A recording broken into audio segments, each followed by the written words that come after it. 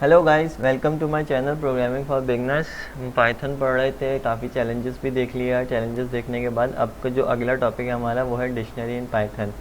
Dictionary क्या होती है? वो की वैल्यू पेयर होते हैं। ठीक है, की वैल्यू पेयर हमारे पास होता है। अब ये की वैल्यू पेयर क्या होता है, इस चीज़ को समझने के लिए मैं एक आसान सी एग्जांपल देता हूँ।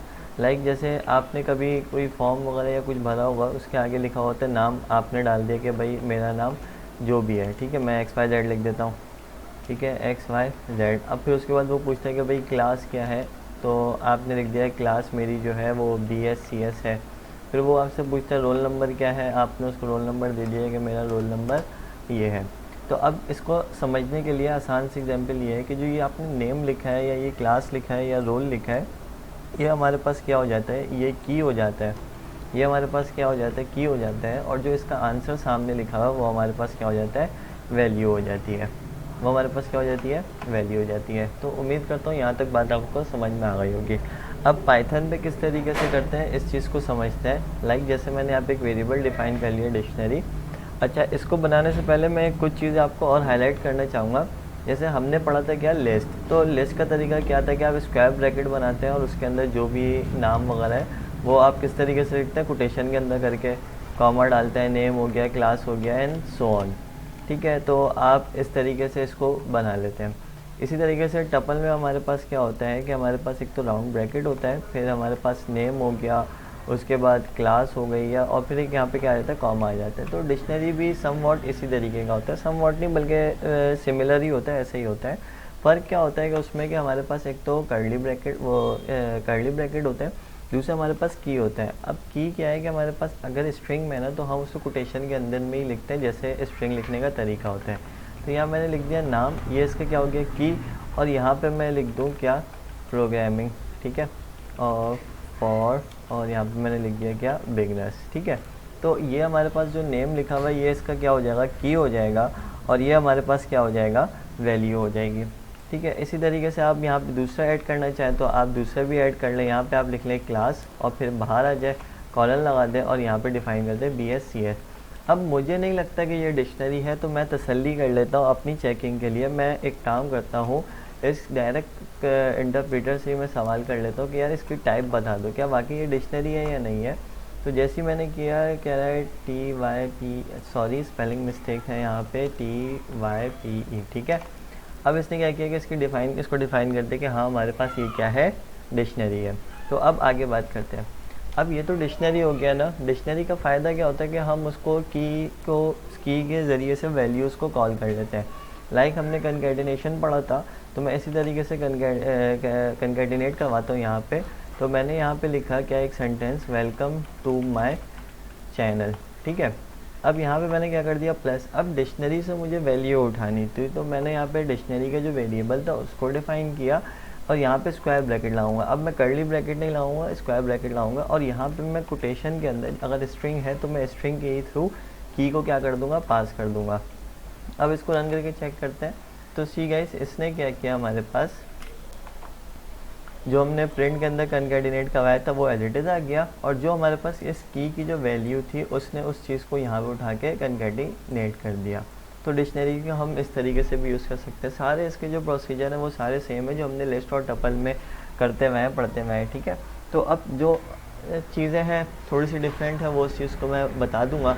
बाकी मैं अपने जो चैनल का जो हमारे पास मतलब जो वीडियो, जिन्होंने अब तक वीडियो नहीं देखी है उनके लिए मैं हाइलाइट्स में जो है लिंक डाल दूंगा ताकि वो वहाँ से चेक कर लें। और बाकी ये कि इसको स्टार्ट करने से पहले पुरानी वीडियो ज़रूर देखें ताकि आपके पास नो हाउ ज़रूर हो कि किस तरीके से काम करना है। अब यहाँ पे एक जो इशू हमारे पास आता है ना, वो क्या इशू आता है कि हम इसमें लूप कैसे चलाएंगे। लिस्ट में हमारे पास क्या था कि हमने लिस्ट बनाई हुई थी, ठीक है, और उसमें क्या करते थे, हम लूप चला देते हैं। ठीक है, जैसे यहाँ पे मैं A लिख लेता हूँ और यहाँ पे मैं B लिख लेता हूँ और यहाँ पे मैं C लिख लेता हूँ। ठीक है, और फॉर IN LST और प्रिंट करवा देता हूँ यहाँ पे किसको, मैं I को। ठीक है, तो इसने क्या किया, सॉरी यहाँ पे N आ जाएगा, और इसने क्या किया, उसको प्रिंट कर दिया। तो अब ये सवाल पैदा होता है हमारे पास कि डिक्शनरी में मैं लूप किस तरीके से लगाऊंगा, क्योंकि यहाँ पे तो हमारे पास की भी है, वैल्यू भी है। तो डिक्शनरी में हमारे पास क्या होता है कि पाइथन ने एक काम हमारे लिए बड़ा अच्छा और आसान कर दिया कि आप की के ऊपर भी लूप लगा सकते हो और सिर्फ वैल्यूज़ के ऊपर भी लूप लगा सकते हो और दोनों में भी लूप लगा सकते हो। किस तरीके से, इस चीज़ को समझते हैं। हम डिक्शनरी जो हमने ऊपर बनाई हुई है उसी को रखते हैं। यहाँ पे हमने लिखा फॉर, ठीक है। अब आप चाहो तो यहाँ पे की लिख लो।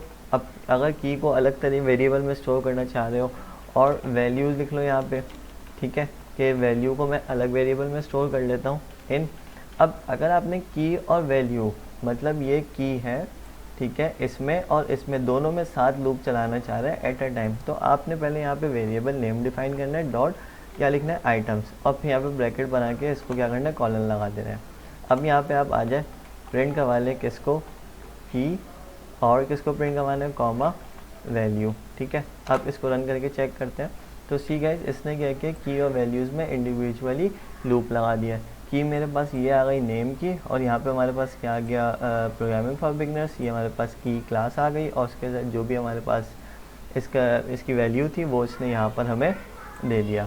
उम्मीद करता हूँ यहाँ तक बात आपको समझ में आ गई होगी। अब मैं चाह रहा हूँ कि यार मैं सिर्फ की पे लगाऊँ, तो फॉर की, अच्छा ये जो की मैंने लिखा है ना, ये इसलिए नहीं लिखा कि मैं की पे लगा रहा हूँ, ये मैं की इसलिए लिख रहा हूँ कि वेरिएबल असाइन करना है। आप यहाँ पे की नहीं लिखे, आई लिख लें इन, ठीक है, डिक्शनरी में लगा लें। अब यहाँ पे क्या लिखेंगे, कीज़ लिखेंगे, ब्रैकेट आ गया। अब यहाँ पे क्लोज कर दें और यहाँ पे हम क्या कर दें, डॉट कीज़ यहाँ पे आ जाए, और यहाँ पे हम क्या कर दें, प्रिंट कर देते किसको, आई को, ठीक है। अब इसने क्या एरर दिया है, इस चीज़ को भी चेक कर लेंगे, ठीक है। तो यहाँ पे हमारी बात क्या हो गई, सॉल्व हो गई। तो अब ये क्या हुआ कि इसने किसको सिर्फ लूप पे चलाया, कीज़ को चलाया। अब मैं चाह रहा हूँ कि मेरे पास सिर्फ कीज़ में ना आए बल्कि वैल्यूज़ में आए, तो मैंने फॉर आई इन, ठीक है, डिक्शनरी में चाहिए डिक्शनरी लिख लिया, वैल्यू नहीं वैल्यूज़ लिखूँगा, ब्रैकेट, और यहाँ पे कॉलन आ गया, और यहाँ पे मैं क्या लिख दूँगा, प्रिंट, और ये क्या लिख दिया, आई, एंटर करूँगा। तो अब इसने किस में लूप चला दिया, सिर्फ वैल्यूज़ में लूप चला दिया। उम्मीद करता हूँ ये वीडियो आपको समझ में आई होगी, और डिक्शनरी से रिलेटेड जितनी बातें थी वो मैंने आपको एक्सप्लेन कर दी है। बाकी डिक्शनरी पे हम क्या कर सकते हैं और किस तरीके से डिक्शनरी के अंदर डिक्शनरी बनाएंगे और क्या कर सकते हैं, वो जब हम पाइथन में बहुत सारे जैसे चैलेंजेस कर रहे थे, तो और भी चैलेंजेस करेंगे तो उसमें बात तो आपको क्लियर हो जाएगी। अच्छा, चैलेंजेस जो हमने अब तक प्रोग्राम बनाया, अगर वो देखने में किसी को ढूंढने में प्रॉब्लम है तो वो मैं प्लेलिस्ट के जो लिंक है वो डिस्क्रिप्शन में डाल दूँगा, तो आप उसमें देख सकते हैं। उम्मीद करता हूँ ये वीडियो आपको पसंद आई होगी, और मेरी वीडियो पसंद आई है तो इसको लाइक करें, शेयर करें और मेरे चैनल को सब्सक्राइब करें। Thanks for watching.